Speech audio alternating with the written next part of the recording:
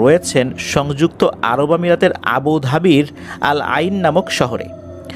আর উনি তাকা ডিস্ট্রিবিউশন নামক একটি পাওয়ার কোম্পানির চিফ ইঞ্জিনিয়ার। ওনার দেশের বাড়ি চট্টগ্রামের ফটিকছড়ি উপজেলার নাজিরহাট পৌরসভাতে।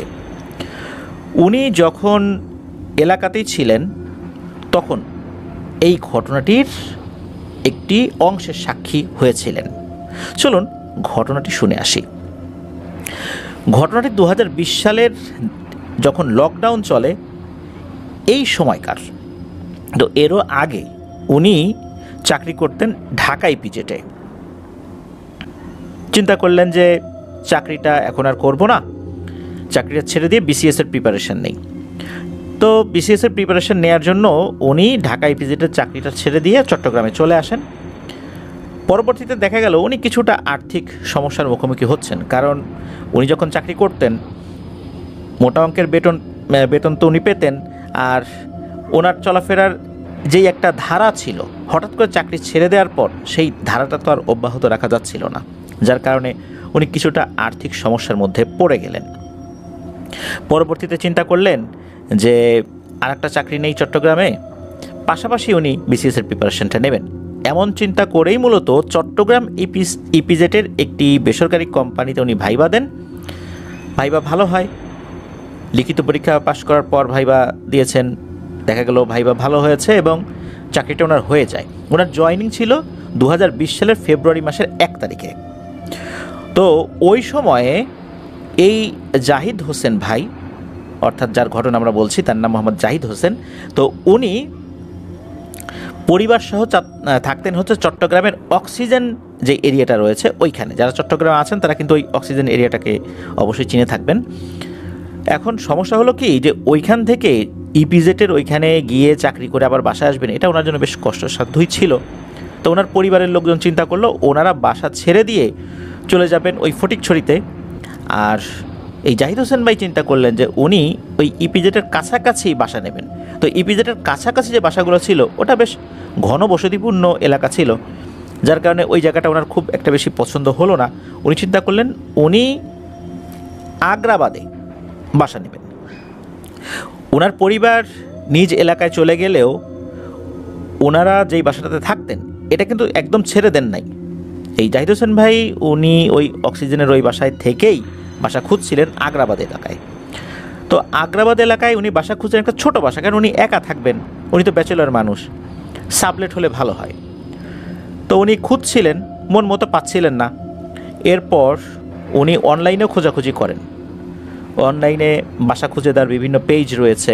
তো এটাতে উনি খুঁজতে খুঁজতে একটা পর্যায়ে একটা বাসা পেয়ে যান। তো উনি ওখানে থাকা নাম্বারে ফোন করেন, এক ভদ্রলোক ধরেন। তো ওনার সাথে কথাবার্তা যখন হয় তখন ওই বাসাটা দেখতে আসতে বলেন। তো উনি সন্ধ্যার দিকে ওখানে এসেছেন। দেখা গেল যে ওই বাসাটা বেশ বড়, ওখানে হাজব্যান্ড ওয়াইফ থাকেন। ওনাদের বিয়ে হয়েছে 3-4 বছর এরকম, তবে কোনো সন্তানাদি তখনও এই জাহিদ হোসেন ভাই দেখেন নাই ওইখানে, অর্থাৎ ওনাদের সন্তানাদি নাই। দেখা গেল যে প্রথম দর্শনেই এই যে দম্পতি, এই দম্পতিকে এই জাহিদ হোসেন ভাইয়ের ভালো লেগে যায়। আবার এই যে দুইজন হাজব্যান্ড ওয়াইফ, এই দুইজনও জাহিদ হোসেন ভাইকে পছন্দ করেন। হয় না যে প্রথম দর্শনেই একটা মানুষের প্রতি একটা ভালো ইমপ্রেশন তৈরি হয়, একটা ভালো লাগা তৈরি হয়, ভালো মানুষ বলে মনে হয়, অমনটাই হয়েছিল। এই কারণে দেখা গেল ওই দম্পতিও জাহিদ হোসেন ভাইকে ওই রুমটা নেওয়ার জন্য অনুরোধ করেন। জাহিদ হোসেন ভাইও রাজি হয়ে যায়, তাদেরকে দেখেও তার ভালো লেগেছে। তো ওই যে রুমটা, ওই রুমটার সাথে বেলকনি ছিল, ওয়াশরুম ছিল, মানে একদম সেপারেট। আর ওনাকে কোনো ধরনের কোনো ফার্নিচার কিনতে হয়নি। ওয়ার্ড্রোব, খাট, একটা রুমের মধ্যে একজন থাকার জন্য যা যা লাগে সব কিছুই ছিল। এটা ওনার জন্য একটা প্লাস পয়েন্ট ছিল, কিছুই আনতে হবে না, শুধু জামা কাপড়গুলো নিয়ে আসতে হবে। আর খাওয়া দাওয়া এটা উনি বাইরেই করবেন বলে জানিয়ে দেন। আর বৃহস্পতিবার অফিস করে উনি চলে যাবেন ফটিকছড়ির নাজিরহাটে ওনার বাসায়। রবিবারে এসে সরাসরি উনি অফিসে যাবেন। এই যে রবিবার থেকে বুধবার পর্যন্ত এই সময়টাই মূলত সন্ধ্যার পরে উনি বাসায় অবস্থান করবেন। এতে করে ওনাদের জন্য ভালো হলো। আর ওনারা মূলত দুজন থাকতেন, তো বাসাটা ফাঁকা ফাঁকাই। কি কোনো একটা কারণে ওনারা আসলে একটা সাবলেট চাচ্ছিলেন। যাই হোক, দ্রুত উনিও উঠে পড়েন নতুন বাসায়। তো প্রথম দিন যখন উঠেছেন, তো মালপত্র রেখেই, মালপত্র বলতে ওনার যেই জামা কাপড় এগুলো, আর ওনার বিসিএস প্রিপারেশনের যে বইগুলো ছিল তখন আগের বাসায় ছিল, সেগুলো তখনও শিফট উনি করেন নাই। তো জামা কাপড় রেখে উনি অফিসে চলে গিয়েছেন। পরে অফিসের ওয়ার্কিং আওয়ার শেষ করে সন্ধ্যার পর উনি বাসায় আসেন। তো বাসায় আসার পর উনি যখনই বিশ্রাম নেওয়ার জন্য বিছানায় বসেছেন, হঠাৎ করে ওনার শরীরটা কেন যেন ভারী হয়ে যায়। তেমন একটা অস্বস্তি বোধ ওনার মধ্যে হচ্ছিল। কিন্তু প্রথমবার যখন উনি এই বাসায় এসেছিলেন, বেশ ভালো লাগছিল, বাসাটা খোলামেলা, খুব সুন্দর লাগছিল। কিন্তু এখন কেন জানি এক ধরনের অস্বস্তি বোধ কাজ করছে। তো উনি চিন্তা করলেন যে নতুন বাসা, এই কারণে হয়তো বা একটু অস্বস্তি বোধ হচ্ছে, সময়ের সাথে সাথে সেটা ঠিক হয়ে যাবে। কিন্তু এই অস্বস্তি বোধটা একটু অন্যরকম ছিল। শরীরটা ভারী ভারী হয়ে যাওয়া, কেমন একটা অনুভূতি হওয়া, আর বারবার ওনার নজরটা যাচ্ছিল বেলকনির দিকে, বারান্দার দিকে। কেন জানি ওনার নজরটা ওই দিকেই যাচ্ছে শুধু। উনি নজরটা ফিরিয়ে রাখতে পারছেন, নজর তো উনি ফিরিয়ে রাখতে পারছেন না, বারবার তাকাচ্ছেন, তাকিয়েও যে ভয়ঙ্কর কিছু দেখছেন বিষয়টা এরকম না। একটা পর্যায়ে উনি কী করেন, ওই বেলকনির যে স্লাইডিং ডোর, থাই গ্লাসের যে ডোরটা, এটা উনি টেনে দেন, এরপর পর্দাটাও উনি টেনে দেন। তারপরও কেন জানি মনে হচ্ছে বারবার নজর ওনার ওই দিকেই যাচ্ছে। তো উনি তো শুয়ে পড়েছেন, রাত তখন বেশ অনেকই হয়ে গেছে। উনি তখন ঘুমের মধ্যে, তবে খুব যে গভীর ঘুম এটাও বলা যাবে না। উনি খাটের উপর তো শুয়ে আছেন, ঘুমের মধ্যেই হঠাৎ করে মনে হলো ওনার খাটের এক পাশে এসে অনেক ভারী কিছু বসেছে। আমরা যদি খাটের উপর শুয়ে থাকি তখন বেশ মোটাসোটা পরিপূর্ণ উচ্চতার একজন মানুষ যদি খাটের এক পাশে এসে বসে, তখন খাটটা কিন্তু এক পাশে চেপে যায়। চেপে যায় বলতে ওখানে একটা মানুষের যখন চাপ পড়ে তখন এক ধরনের একটা শব্দ হয়, এক ধরনের একটা অনুভূতি তারাই ফিল করেন যারা ওই সময় খাটে শুয়ে থাকেন। তো ওনার কাছে ওরকমভাবে মনে হয় যে কেউ একজন খাটের উপর এসে বসলো, এক পাশে বসলো, ওনার পায়ের দিকটাতে বসছে আর কি। আবার মনে হলো যে না, পায়ের দিকটাতে না, ওনার মাথার কাছে এসে বসেছে আবার। তখনও উনি ফিল করলেন সেটা। এটা ফিল করার পর ওনার ঘুমটা খুব হালকা হয়ে যায়। তখন কিন্তু ওনার ঘরে যে ফ্যান চলছে, এই ফ্যানের আওয়াজটা উনি কানে শুনতে পাচ্ছেন। মানে উনি চোখ খোলেন নাই, বাট ওনার ঘুমটা ভেঙে গেছে। হঠাৎ করে ওনার কানের কাছে বেশ মোটা ভারী কণ্ঠে কেউ একজন কথা বলে ওঠে। তো জাহিদ হোসেন ভাই জানিয়েছেন কণ্ঠটা এমন ছিল যে এই ধরনের কণ্ঠ আমরা অনেক সময় শুনতে পাই, বিশেষ করে আমরা সিনেমার অ্যানাউন্সমেন্টগুলো যখন রেডিওতে বা অন্য কোনো জায়গায় শুনতাম, যা আসিতেছে, এরকম মোটা ভয়েসে যে কণ্ঠগুলো আমরা শুনতাম না, ওই রকম কণ্ঠ সরাসরি তাকে বলছে, এই তুই এই বাড়িতে কি করিস, এখানে কেন এসেছিস, তুই কেন এখানে, মনে রাখিস এই বাসায় কোনো সন্তানাদি হবে না। জাস্ট এতটুকুই বলেছে। উনি তো প্রচণ্ড ভয় পেয়েছেন। উনি চোখ খুলে দেখেন না, আর কিছু নাই। তখন ফজরের আজান দিতেও বেশ দেরি। উনি তো প্রচণ্ড ভয় পেয়েছেন, লাফ দিয়ে উঠে লাইট জ্বালিয়েছেন, লাইট জ্বালিয়ে দেখেন কিছুই নাই। তবে ওই বিছানায় ওই পাশে কিছু একটা বসেছিল, ওই জায়গাটা দেবে গেছে, এমন আলামত ওনার কাছে কিছুটা হলেও মনে হচ্ছিল।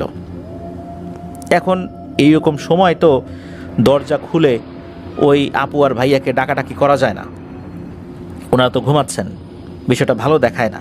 কিন্তু উনি অপেক্ষা ছিলেন কখন সকাল হবে আর ওনারা ঘুম থেকে উঠে দরজা খুলে ড্রয়িং রুমে আসবেন।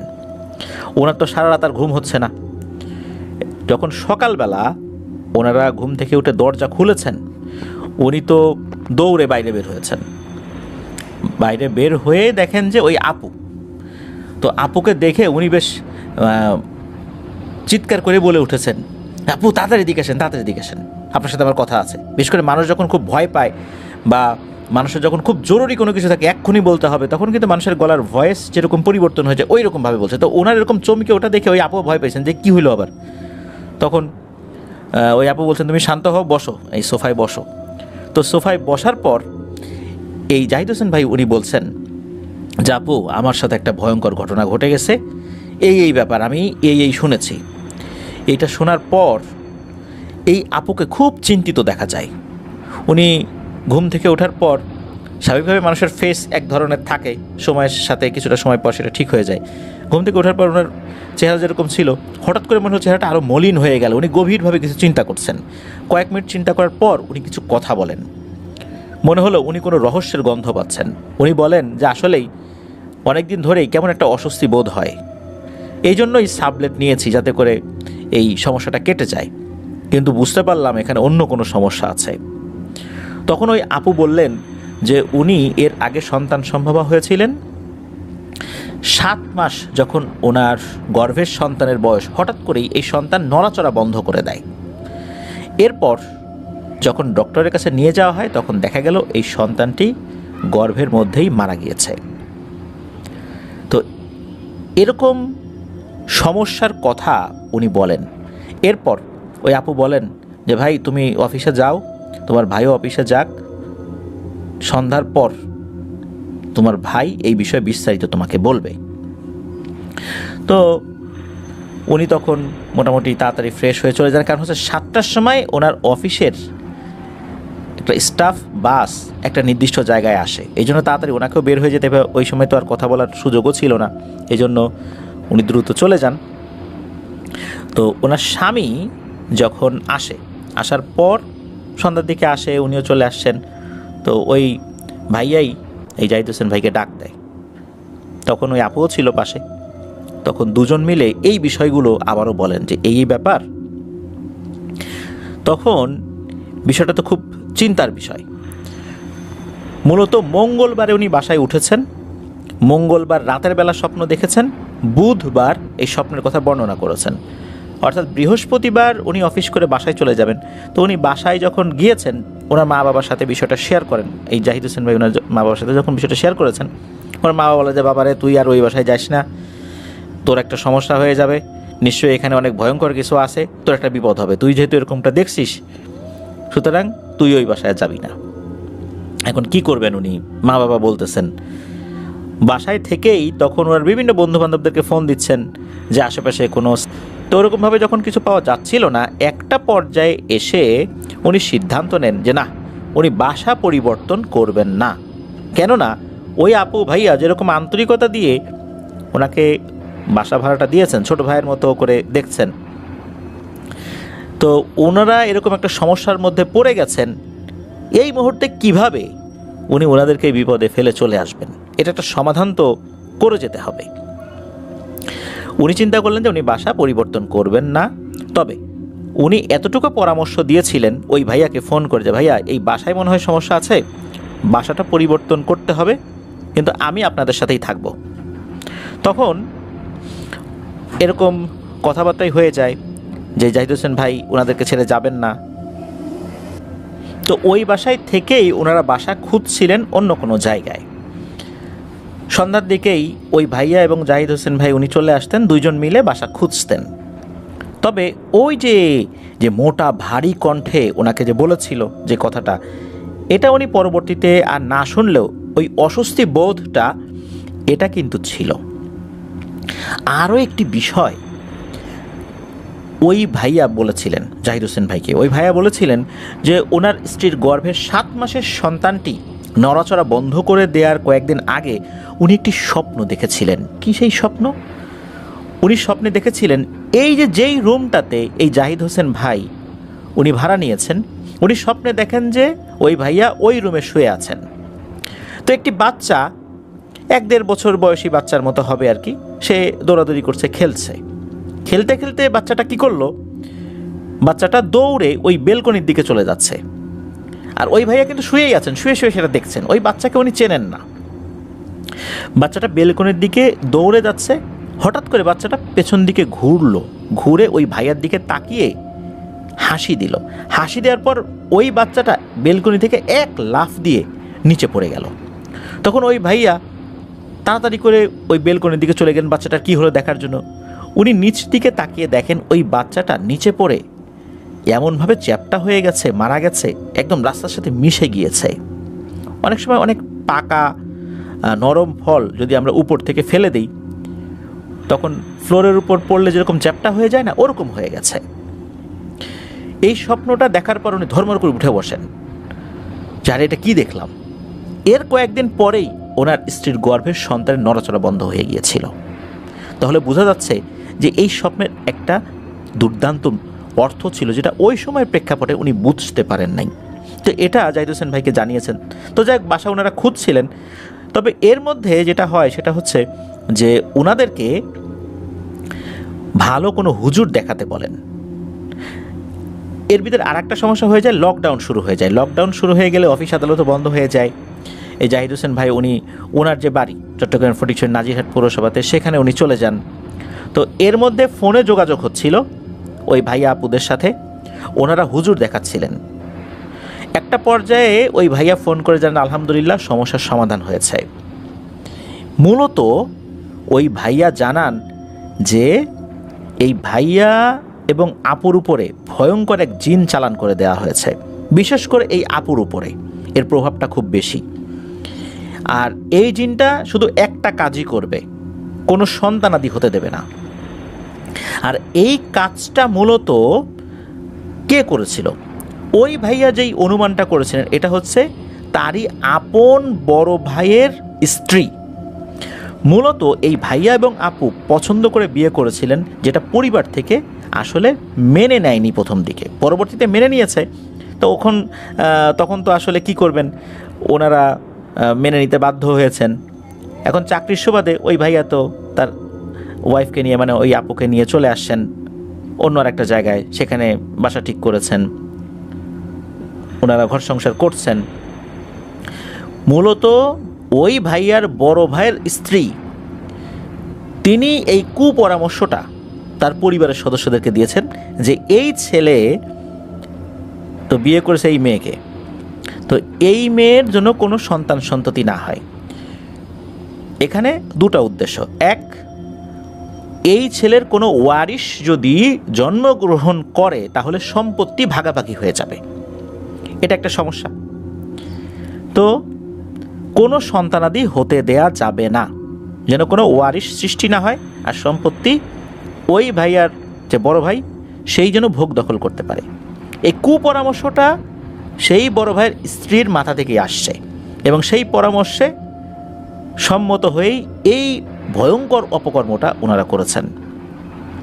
তো হুজুরের কাছ থেকে এই ধরনের তথ্য পাওয়ার পর হুজুর ওনার পদ্ধতিতে রুকিয়া করে এই সমস্যাটার সমাধান করেছিলেন। এক্স্যাক্ট কোন পদ্ধতি অবলম্বন করেছিলেন এই বিষয়ে অবশ্য জাহিদ হোসেন ভাই বলতে পারেন নাই। তবে আলহামদুলিল্লাহ এর বেশ কিছুদিন পর যখন লকডাউন উঠে যায়, সব কিছু ঠিকঠাক হয়ে যায়, এরপর অবশ্য উনি অন্য বাসায় চলে গিয়েছিলেন। বেশ কিছুদিন পর ওনার মেসেঞ্জারে একটি ছবি ওই ভাইয়া পাঠিয়েছিলেন। দেখা গেল ওনার একটা সন্তান হয়েছে, সেই সন্তানের ছবি। বিভিন্ন সময় এই সন্তানের সাথে ওনাদের খুনসুটি, বিভিন্ন ছবি, এগুলো ওনার মেসেঞ্জারে পাঠাতেন। ওনার ওই ফেসবুক আইডিটা হ্যাক হয়ে যাওয়ার কারণে সেটা উনি আর রিকভার করতে পারেন নাই। পরে আরও একটি ফেসবুক আইডি খুলেছেন, সেটার সাথে অবশ্য ওই ভাইয়া এবং আপু যুক্ত নাই। এরপর উনি দেশের বাইরে চলে আসছেন চাকরি নিয়ে। এখন ওনাদের ফোন নাম্বারটা নাই, আর ওই ফেসবুকের সাথে কানেক্টেড না থাকার কারণে তাদের সাথে যোগাযোগ হয় নাই, যার কারণে ওনাদের নামটা এবং ঠিকানাটা জাহিদ হোসেন ভাই বলেন নাই। কারণ তাদের সাথে যেহেতু যোগাযোগ করে ঘটনাটি দেন নাই, এই কারণে তাদের অনুমতি তো উনি সংগ্রহ করতে পারেন নাই, যার কারণে আসলে আমরাও তাদের নাম ঠিকানা পেলাম না। তো এটাই ছিল ঘটনা। প্রিয় লিসেনার্স, আপনারা একবার ভাবতে পারেন যে বড় ভাই তার ছোট ভাইয়ের স্ত্রীর উপর ব্ল্যাক ম্যাজিক করতে সম্মতি দিয়েছেন, বড় ভাইয়ের বউ সেটা করিয়েছেন, যাতে করে ছোট ভাইয়ের কোনো ওয়ারিশ জন্মগ্রহণ না করে। করলেই তো ওই সন্তান সম্পদের ভাগিদার হবে। তাই গর্ভের মধ্যেই জিন চালান করে, ভয়ঙ্কর পিশাচ জিন চালান করে ওই সন্তানকে হত্যা করেছে।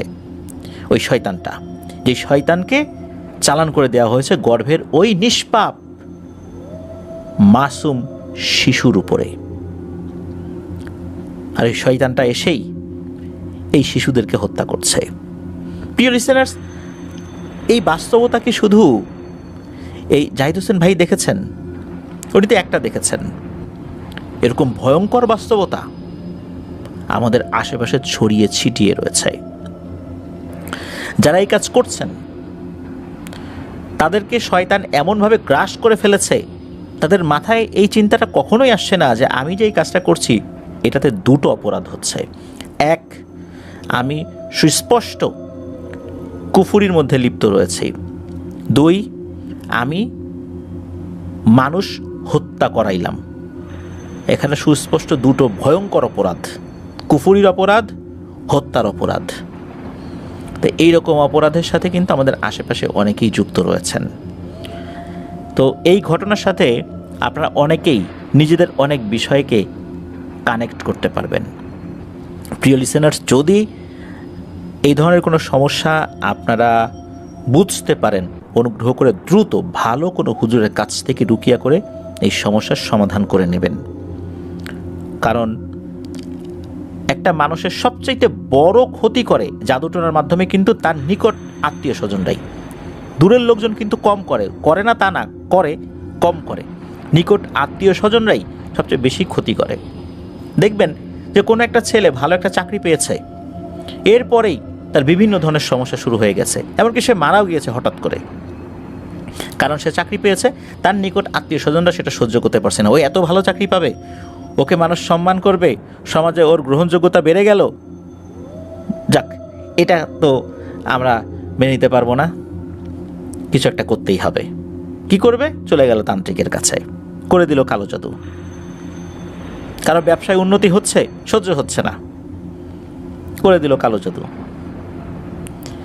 এই রকম অসংখ্য ব্যাপারগুলো চতুর্দিকে ঘটছে। আল্লাহ আমাদেরকে হেফাজত করুন। প্রিয় লিসেনার্স, ধন্যবাদ জানাচ্ছি জাহিদ হোসেন ভাইকে। জাহিদ হোসেন ভাই আরও একটি বিষয় জানিয়েছেন যে উনি যেখানে চাকরি করেন, চিফ ইঞ্জিনিয়ার হিসাবে যেহেতু আছেন, খুব ভালো একটা পোস্টে রয়েছেন। ওনার সাথে অনেকেরই কথা হয়, ইন্ডিয়ান, পাকিস্তানি, বাংলাদেশি অনেকেরই কথা হয়। তো উনি যখন কাজ করেন, আফটার দ্য ওয়ার্ল্ড ছেড়ে রেখে উনি কাজ করেন, যেহেতু একটা ভয়েস চলছে, অনেকেই চিন্তা করেন যে দেশে কারোর সাথে উনি কথা বলছেন কি না। তখন উনি বলেন যে না, আমি কথা বলছি না, আমি এরকম একটা হরর চ্যানেলের ঘটনা শুনছি যারা সত্য ভয়ের ঘটনা শেয়ার করে। তখন তারাও অনেকেই কৌতূহলী হয়ে জিজ্ঞেস করে এই বিষয়ে। তখন জাহিদ হোসেন ভাই জিজ্ঞেস করেন যে আপনাদের কাছে জানা কোনো ঘটনা আছে কি না। তাদের কাছ থেকে ছোটো ছোটো ঘটনা উনি শুনেছেন, আমাদেরকে জানিয়েছেন, সময় করে সেগুলোও পাঠাবেন এটা জানিয়েছেন। আর ওনার যে কাজ, এই কাজে দায়িত্বটা অনেক বেশি, প্রচণ্ড মানসিক শারীরিক চাপও থাকে। যতটুকু সময় পান পরিবারের সাথে একটু কথা বলতে হয়। এখন তো উনি বিয়ে করেছেন, 2023 সালে বিয়ে করেছেন বলে জানিয়েছেন আমাদেরকে। তো মা বাবা, ভাই বোন, স্ত্রী, তো ওনাদের সাথে তো কথা বলতে হয়। এর মধ্যে আবার রেকর্ড করে ঘটনা পাঠানটা এটা বেশ কষ্টসাধ্যই বলতে হবে। তো আলহামদুলিল্লাহ আপনাদের ভালোবাসায় আমরা শিখত, আপনারা আপনাদের এতটা ব্যস্ততার মধ্য দিয়েও যে ঘটনা রেকর্ড করে আমাদেরকে পাঠাচ্ছেন বা লিখে পাঠাচ্ছেন, এটাই প্রমাণ করে যে আমরা যে সত্য ভয়ের ঘটনা প্রচারের ব্রত নিয়ে এগিয়েছিলাম, আমরা হয়তো বা আস্তে আস্তে আগাচ্ছি, আমাদের সাবস্ক্রাইবার্স আস্তে আস্তে বাড়ছে, কিন্তু তবু আমি বিশ্বাস করি যে আস্তে আস্তেই আমরা অনেকটা পথ ইনশাল্লাহ আপনাদেরকে সাথে নিয়ে পাড়ি দিতে পারবো। আর এই যাত্রায় আরও অসংখ্য মানুষ আমাদের সাথে যুক্ত হবেন, যারা আফটার দ্য ওয়ার্ল্ড সম্পর্কে নতুন করে জানবেন। আর এই জানানোর কাজটা যেন আমরা সবাই মিলে করতে পারি। আপনারা আপনাদের আশেপাশে যারা রয়েছে তাদের কাছে আফটার দ্য ওয়ার্ল্ড সম্পর্কে জানাতে পারেন, তাদেরকেও আমাদের চ্যানেলে সাবস্ক্রাইব করার জন্য উৎসাহিত করতে পারেন। তাদের কাছে কোনো ঘটনা থাকলে আমাদেরকে পাঠানোর জন্য অনুপ্রাণিত করতে পারেন। চলুন প্রিয় লিসেনার্স, চলে যাব আমাদের এবারের এপিসোডের পরবর্তী আরও একটি ঘটনায়। আর এই ঘটনাটি আমাদের এবারের শনি রাতে 23তম আয়োজনের শেষ ঘটনা। চলুন শুনে আসি সেই ঘটনাটি।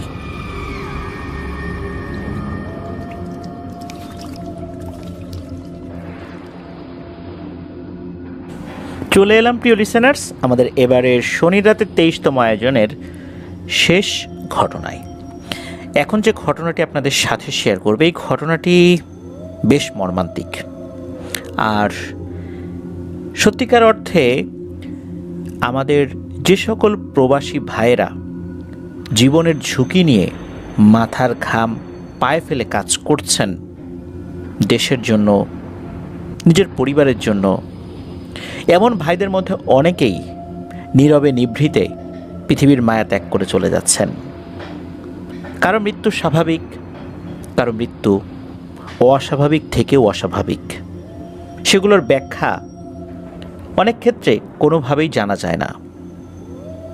ব্যাখ্যা থাকলেও সেগুলো হয়তোবা প্রকাশ করা হয় না। অনেক ঘটনার পেছনের ঘটনা অপ্রকাশিতই থেকে যায়।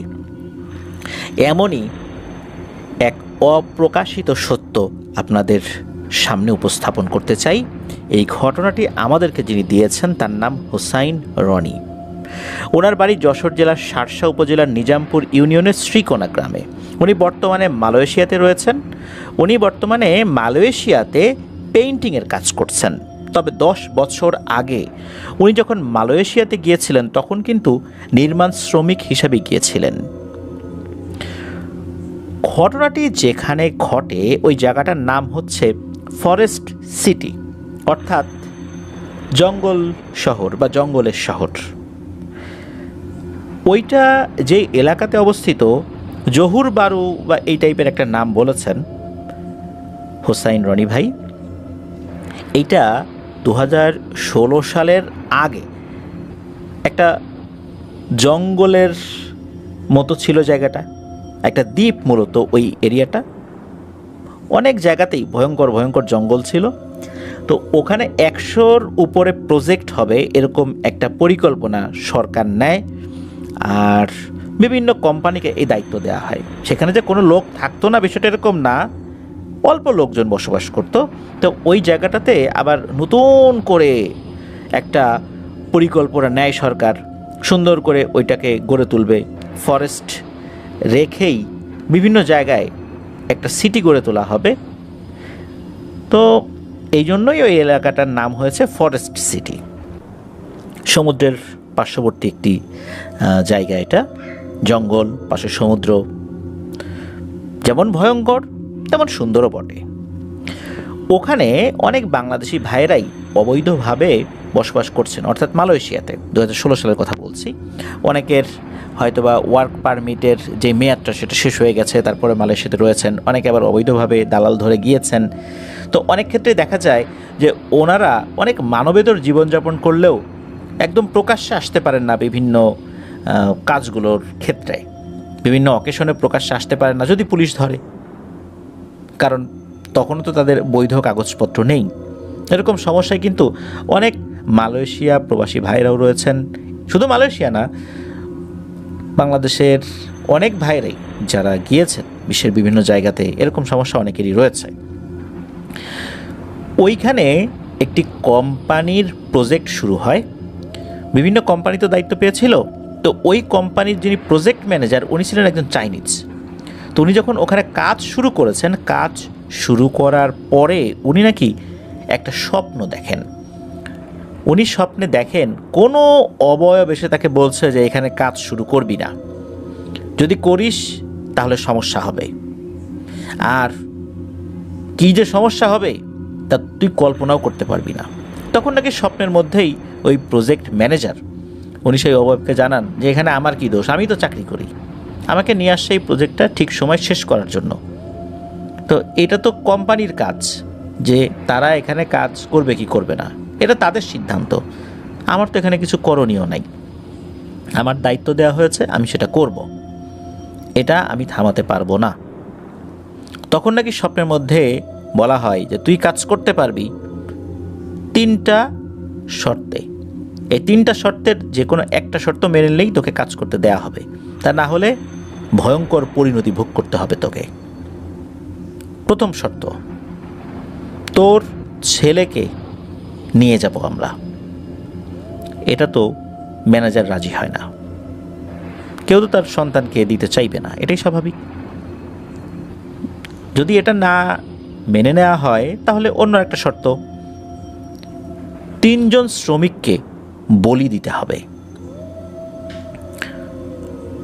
এটা ম্যানেজার মেনে নেয় না। এরপর নাকি বলা হয় 4 থেকে 5 হাজার শ্রমিককে খাওয়াতে হবে, একসাথে এক বসায় খাওয়াতে হবে। তো ম্যানেজার এটাও বলে এটাও অসম্ভব। কেন অসম্ভব? কারণ ওই জায়গাতে 4-5 হাজার শ্রমিক একসাথে পাওয়া সম্ভব নয়। এটা ওই জায়গার প্রেক্ষাপটে সেটা অসম্ভব ছিল। এখন ম্যানেজার কি আসলেই 3টা শর্ত রিজেক্ট করেছিল, নাকি কোনো একটা মেনে নিয়েছিল? নিজের সন্তানকে তো দিতে চাইল না। 4-5 হাজার শ্রমিককে এক জায়গা করাটাও এটা টাফ ছিল, কারণ কোম্পানির নীতিগত সিদ্ধান্ত ছাড়া এই রকমের একটা কাজ করাটা অসম্ভব ছিল। কারণ ওই জায়গায়, বিশেষ করে ওই দ্বীপে আসতে হলে জাহাজে করে শ্রমিক নিয়ে আসতে হবে। তাহলে এত শ্রমিক জাহাজে করে নিয়ে আসবে, সরকার কি সেটা অ্যালাউ করবে? নিশ্চয়ই করবে না। সরকার কেনই বা 4-5 হাজার শ্রমিককে ওখানে যেতে দেবে ঘুরতে? নিশ্চয়ই না। তাই এটাও কিন্তু আসলে চোখে পড়ার মতো। তাহলে নীরবে নিভৃতে কোনটা করা যায়? নিশ্চয়ই 3 জন শ্রমিককে বলি দেয়া। ম্যানেজার কি এটাই মেনে নিয়েছিলেন? চলুন সামনে এগিয়ে যাই, আসলে কি হয়েছিল সেখানে। কাজ শুরু হয়ে যায়। 3 শিফটে কাজ হতো। 24 ঘন্টাকে 3 ভাগে ভাগ করে 8 ঘন্টা 8 ঘন্টা 8 ঘন্টা, 3 8 24, এইভাবে 3 শিফটে কাজ হতো। 24 ঘন্টা কাজ চলতো। কি রাত, কি দিন, কি দুপুর, কি সকাল, কি ভোরবেলা, কি মধ্যরাত, কন্টিনিউ কাজ চলছে। কাজ চলতে চলতে যখন 30 তলা পর্যন্ত কমপ্লিট হয়ে যায়, ওটা ছিল 56 তলা বিশিষ্ট একটি বিল্ডিং, এরকম একটা প্রজেক্ট ছিল। 30 তলা হয়ে গেছে। ভারী মালামাল তোলার জন্য, আবার শ্রমিকরা যেন দ্রুত উপরে উঠতে পারে, এই জন্য কিন্তু আলাদা লিফট থাকতো। শ্রমিকদের তোলার জন্য আলাদা লিফট থাকে। তো 30 তলা যখন হয়ে যায় তখন শুরু হয়ে গেল সমস্যা। 30 তলা হইতে কিন্তু খুব বেশি দিন লাগে নাই, দ্রুত কাজ করেছে সবাই। 30 তলা হয়ে যাওয়ার পর যে শ্রমিকরা বিভিন্ন ফ্লোরে থাকতো ওইখানেই, তারা রাতের বেলা শুনতো তার ঠিক ইমিডিয়েট উপরের ফ্লোরে কে যেন দৌড়াদৌড়ি করছে। এত দৌড়াদৌড়ি করছে যে ঘুমাতে পারে না। এখন দেখা যাচ্ছে যে কাজ তো কন্টিনিউ হচ্ছেই, 24 ঘন্টায় কাজ হচ্ছে। হয়তোবা এ কারণেই কোনো একটা জায়গায় শব্দ হচ্ছে, কিন্তু না, তারা এমন এমন ফ্লোরে থাকতো যেই ফ্লোরে আসলে শব্দ হওয়ার কথা না। 30 তলার উপরে কাজ হবে, কিন্তু যারা একদম নিচের দিকে থাকে তাদের তো ইমিডিয়েট ছাদের উপরে কেউ ছিল না। তারা চিন্তা করলে এত রাত্রে দৌড়াদৌড়ি করে কে? কেউ কেউ উপরে উঠে কিছুই দেখতে পেত না। এর মধ্যে ওখানে একটা আতঙ্ক ছড়িয়ে পড়ে শ্রমিকদের মধ্যে। সেটা হচ্ছে মাঝে মাঝে নাকি ওই প্রজেক্টের আশেপাশে বিল্ডিংয়ের কিনারে সাদা শাড়ি পরা কোনো একটা নারী অবয়বকে দৌড়াদৌড়ি করতে দেখতো। দৌড়ে ছাদ থেকে লাফ দিত, কিন্তু কোথায় যে পড়তো এটা কেউ দেখতো না। শ্রমিকদের মধ্যে একটা আতঙ্ক সৃষ্টি হয়ে যায়। এই আতঙ্কে অনেক শ্রমিক ভয়ে সেখান থেকে চলে যেতে থাকে।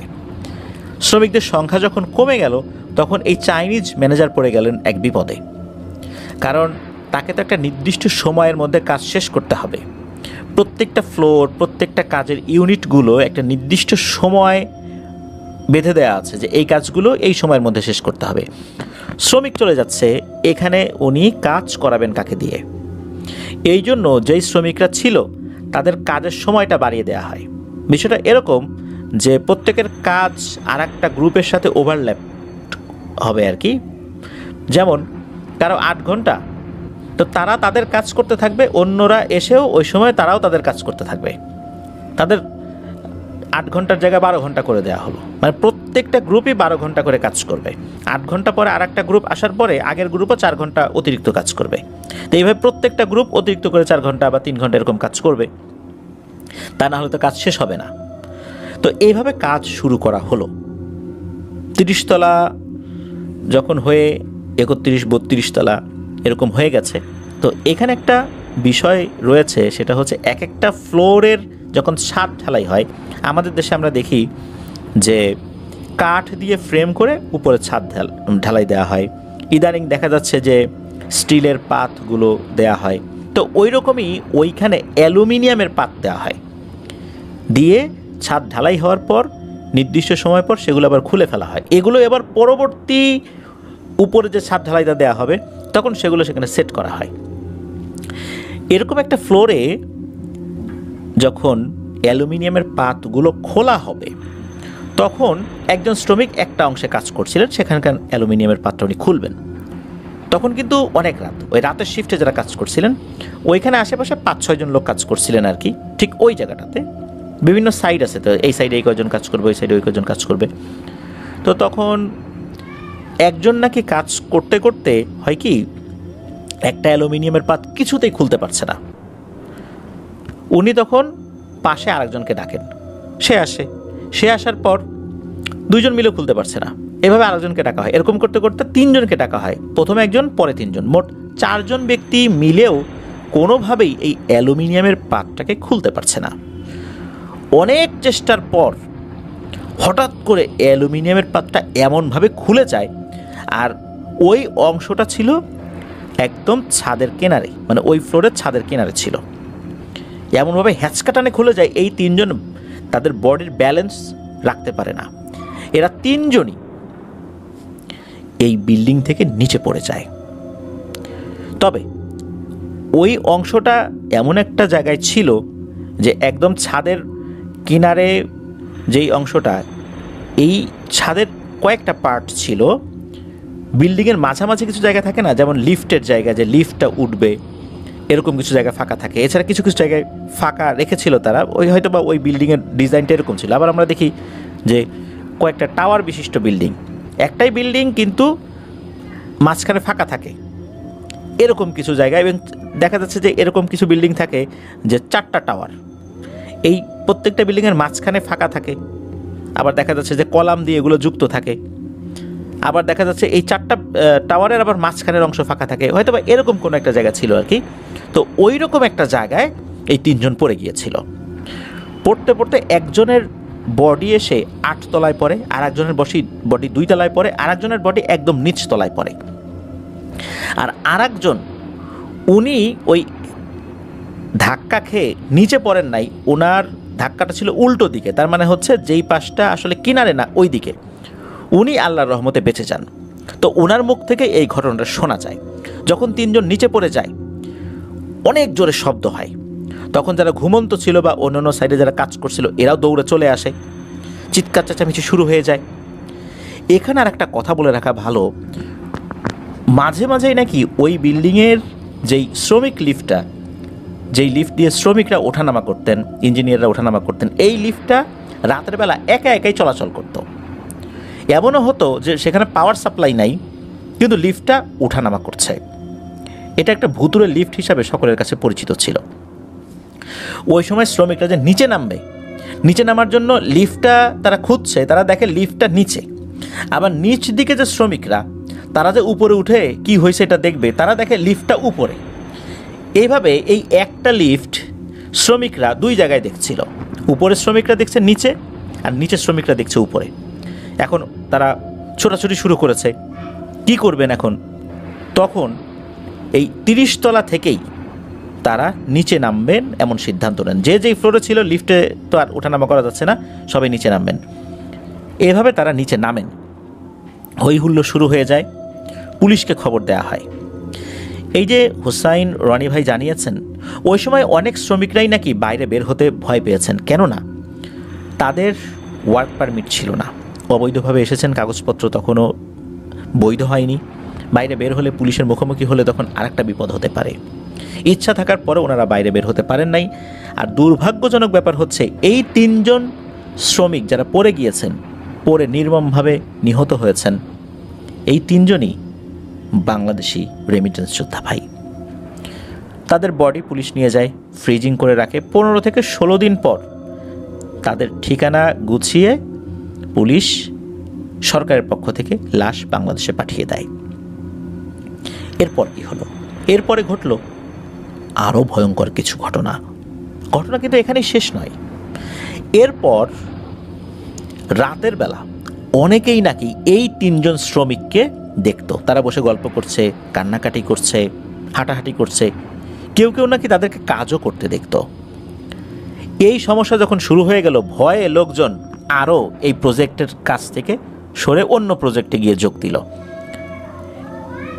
এরকম চলতে থাকলে তো আসলে একটা প্রজেক্ট চলতে পারে না। প্রজেক্টের কাজ বন্ধ হওয়ার উপক্রম। এমনই এক রাতের বেলা সবাই এক বীভৎস দৃশ্য দেখে আতঙ্কিত হয়ে পড়ে। কাজ করছে একটা ফ্লোরে লোকজন, হঠাৎ করে দেখে লিফটটা একা একাই উপরে উঠছে। নিশ্চয়ই কেউ লিফটে উঠবে। হ্যাঁ, উঠছে। কে উঠছে? সেই চাইনিজ ম্যানেজার। কিন্তু চাইনিজ ম্যানেজার, এ কী অবস্থা? সবাই দেখলো ওই লিফটে মূলত চাইনিজ ম্যানেজার ঝুলে রয়েছে। বীভৎসভাবে তাকে হত্যা করা হয়েছে। তার লাশটা ওই লিফটে ঝুলিয়ে রাখা হয়েছে। এটা দেখার সাথে সাথে সবাই তো চিৎকার চেঁচামেচি শুরু করে। পুলিশকে খবর দেয়, পুলিশ আসে, চাইনিজ ম্যানেজারের লাশ উদ্ধার করা হয়। তার পরিবারের সাথে যোগাযোগ করা হয়। তার স্ত্রীর সাথে যখন যোগাযোগ করা হয়, তার স্ত্রী জানায় যে ওই রাতে অন্য আরেকজন ইঞ্জিনিয়ারের ডিউটি ছিল। হঠাৎ করেই নাকি কে যেন এসে তাকে ডাক দেয়। ওই সময় নাকি উনি ওনার স্ত্রীর সাথে ফোনে কথা বলছিলেন। ওনার স্ত্রী জানায় যে হঠাৎ করেই কেউ বলেছে যে প্রজেক্টে আগুন লেগেছে। যেহেতু উনি মেইন ম্যানেজার, পুরো প্রজেক্টের ম্যানেজার, উনি, ওনার আন্ডারে আরও ম্যানেজার রয়েছে। এখন আগুন লেগেছে, ওনাকে তো সেখানে যেতে হবে। উনি তখন ওনার স্ত্রীকে বলেছিলাম যে একজন লোক আসছে, বলতেছে যে প্রজেক্টে আগুন লেগেছে, তুমি ফোনটা রাখো, আমি একটু দেখে আসি। এটা নাকি বলেছে। এবং ওই লোক যে ডাকাডাকি করেছে, ফোনের অপর প্রান্তে চায়না থেকে তার ওয়াইফ কিন্তু সেটা শুনতেও পেয়েছে। এই জন্য উনি চিন্তা করছেন যে আগুন লাগছে, যাক, তার স্বামী যাবেই তো, এটা তো তার দায়িত্বের মধ্যেই পড়ে। কিন্তু উনি কিভাবে মারা গেলেন, ওনাকে কে হত্যা করলো, ওনাকে হত্যা করে এই লিফটে কে ঝুলিয়ে দিল, এই বিষয়টা তখন এক রহস্য হিসাবে রয়ে যায়। যখন এই ঘটনাটা ঘটে তখন এই প্রজেক্টের কাজ বন্ধ হয়ে যায়। সব শ্রমিকরা এখান থেকে চলে যায়। এমনকি যে হোসাইন রনি ভাই, উনিও চলে গিয়েছিলেন। স্থানীয় এক হুজুরের মাধ্যমে এই তথ্যটা জানতে পারেন সকলে। এরপর আস্তে আস্তে এক মুখ দুই মুখ হতে হতে অনেকেই এই মূল বিষয়টা জানতে পারেন। হুজুর জানিয়েছিলেন কিভাবে ওনাকে স্বপ্ন দেখানো হয়েছিল, কি বলেছিল। মূলত এই চাইনিজ ম্যানেজার 3 জন শ্রমিককে বলি হিসাবে দিতে রাজি হয়েছিলেন। উনি নাকি জানতেন যে কোন অংশে এই 3 জন শ্রমিক দাঁড়াবে। মূলত ওই ইউনিটেই এই 3 জনকে কাজ দেয়া হয়। 3 জন ছাড়াও আরও কয়েকজনকে কাজ দেয়া হয়। কিভাবে ওরা মারা যাবে, কিভাবে ওদেরকে দুর্ঘটনায় ফেলে হত্যা করা হবে, এই দায়িত্বটা নাকি ওই জিনদের ছিল। ওরা এভাবেই ওই অ্যালুমিনিয়ামের পাতটাকে এমনভাবে আটকে রেখেছিল, এবং যখনই খুলে যায় তখনই যে হ্যাঁচকা টানটা অনুভূত হয়, তখন এই 3 জনকে এক সাইড থেকে ধাক্কা দিয়ে ফেলে দেয়। এভাবেই এই 3 জন নিহত হয়। নিহত বলাটা ভুল হবে, হত্যাকাণ্ডের শিকার হয়। এরা মারা যাওয়ার পর কিছু ভালো জিন, তারা ক্ষুব্ধ হয়ে মূলত এই চাইনিজ ম্যানেজারকে হত্যা করেছিল। এটাই সেই হুজুর বলেছিলেন। প্রায় 3 মাস এই প্রজেক্টের কাজ বন্ধ ছিল। এরপর পুনরায় ওই প্রজেক্টের কাজ শুরু হয় এবং কাজ শেষও হয়। এই ঘটনার পর এই হোসাইন রনি ভাই, উনি চিন্তা করেন যে উনি আর কনস্ট্রাকশন রিলেটেড কাজ করবেন না। এরপর থেকে উনি পেইন্টিংয়ের কাজে নিজেকে মনোনিবেশ করানোর চেষ্টা করেন। এখন পর্যন্ত উনি পেইন্টিংয়ের কাজই করছেন মালয়েশিয়াতে। প্রিয় লিসেনার্স, একবার ভাবুন 30 তলা থেকে কিভাবে তারা নিচে পড়ে গেলেন। পরিবারের মুখে হাসি ফোটানোর জন্যই তো কঠিন এই কাজটি ওনারা করছিলেন। ওনারা কি জানতেন মৃত্যুর আগে যে ওনারা কি ভয়ঙ্কর এক চক্রান্তের শিকার হচ্ছেন? আমার ধারণা যে ওনাদের পরিবারও এই বিষয়টা ওইভাবে জানতেন না। ওনাদের নাম কি, ওনাদের বাড়িটা এক্স্যাক্ট কোথায়, এটা হোসাইন রনি ভাই আমাদেরকে জানাতে পারেননি। তবে আপনাদের হরর ওয়ার্ল্ডের পক্ষ থেকে আমি জানাচ্ছি যে আপনাদের যদি ওই সময় 2016 সালে আপনাদের আশেপাশে মালয়েশিয়ার এরকম ফরেস্ট সিটিতে এই দুর্ঘটনায় নিহত হওয়া কোনো শ্রমিকের বাড়ির ঠিকানা জানা থাকে, তাদেরকে অন্তত এই মেসেজটা পৌঁছে দেবেন যে কিভাবে ওনারা এই ভয়ঙ্কর হত্যাকাণ্ডের শিকার হয়েছিলেন। এখানে কোনো মানুষের হাত ছিল না। আর এই কাজে যেহেতু বাধ্য হয়ে রাজি হয়েছিলেন ওই চাইনিজ ম্যানেজার, এই চাইনিজ ম্যানেজারকেও এর খেসারত দিতে হয়েছে। এটা কি ভালো জিনেরাই করেছে নাকি অন্য জিনেরা, বিশেষ করে ওই জায়গাতে যারা থাকতো তারা করেছে, এইটা নির্দিষ্টভাবে বলা খুব কঠিন, তবে এতটুকু বলা যায় যে যতটুকু তথ্য পাওয়া গিয়েছিল আমরা আপনাদের সাথে শেয়ার করার চেষ্টা করেছি। প্রিয় লিসেনার্স, এটি ছিল ঘটনা। এভাবে যারা দেশের বাইরে গিয়ে নির্মমভাবে নিহত হচ্ছেন বা স্বাভাবিকভাবে মারা যাচ্ছেন, কিন্তু সব মৃত্যুই তো অত্যন্ত দুঃখজনক। এই তো কয়েকদিন আগে একজন ভাই প্রবাস থেকে ফিরছিলেন, তাকে রিসিভ করার জন্য তার পরিবারের সদস্যরা গিয়েছিলেন, শিশু সন্তান সহ পরিবারের সবাই গিয়েছিলেন। গাড়ির ড্রাইভার ঘুমিয়ে পড়েছিলেন গাড়ি চালাতে চালাতে। গাড়িটা নিয়ে রাস্তার পাশে থেকে একটি খাদে নামিয়ে দেন। পুরুষ সদস্যরা বের হতে পারলেও নারী শিশুরা বের হতে পারেননি। কি নির্মম দৃশ্য ফেসবুকে, ইউটিউবে ভেসে বেড়াচ্ছে। একবার চিন্তা করুন, উনি বিমানে ওঠার আগে ফেসবুকে পোস্ট দিয়েছিলেন, স্বপ্ন যাবে বাড়ি। স্বপ্ন কি বাড়ি গিয়েছিল নাকি দুঃস্বপ্ন বাড়িতে গিয়েছিল? পরিবারের সকলকে হারিয়ে উনি এখন পাগল প্রায়। প্রিয় লিসেনার্স, এই ধরনের ঘটনাগুলো আসলে বর্ণনা করার মতো মানসিক অবস্থাও আমার থাকে না। আমি এই ধরনের দৃশ্যগুলো এখন আসলে এভাবে দেখতেও পারি না। আস্তে আস্তে এই দৃশ্যগুলো আমি দেখা অনেকটা বন্ধই করে দিয়েছি। কেন যেন আমি আর সইতে পারি না। হতে পারে মানসিকভাবে অনেক দুর্বল হয়ে পড়ছি, এই জন্য আমি এগুলো সইতে পারছি না। আসলে কে সইতে পারে বলুন? একটা মানুষ সারাটা জীবন প্রবাসে থেকে কার জন্য কষ্ট করে? পরিবারের জন্যই তো। সেই পরিবারের সদস্যদের হাসি মুখ এয়ারপোর্টে দেখলেন, হাসি মুখে এয়ারপোর্ট থেকে মাইক্রোবাস নিয়ে বাইরে বের হলেন, পথিমধ্যে সবার হাসি থেমে গেল। এই শোক কোনো মানুষ কি সইতে পারে? আল্লাহ তাআলা তার ধৈর্য শক্তিকে বৃদ্ধি করে দিন, আর এই ধরনের ঘটনা আর কারো সাথে যেন না ঘটে। প্রিয় লিসেনার্স, আজকের এপিসোড এ পর্যন্তই। ভালো থাকবেন, সুস্থ থাকবেন, আমার জন্য দোয়া করবেন, আমার পরিবারের জন্য দোয়া করবেন, আপনাদের জন্য দোয়া রইল, আপনাদের পরিবারের প্রত্যেকের জন্য দোয়া রইল। মহান আল্লাহ সুবহানাহু ওয়া তাআলা আমাদেরকে ভালো রাখুন, সুস্থ রাখুন, নিরাপদে রাখুন, আপনার ওয়ার্ল্ডের সাথে রাখুন। আসসালামু আলাইকুম।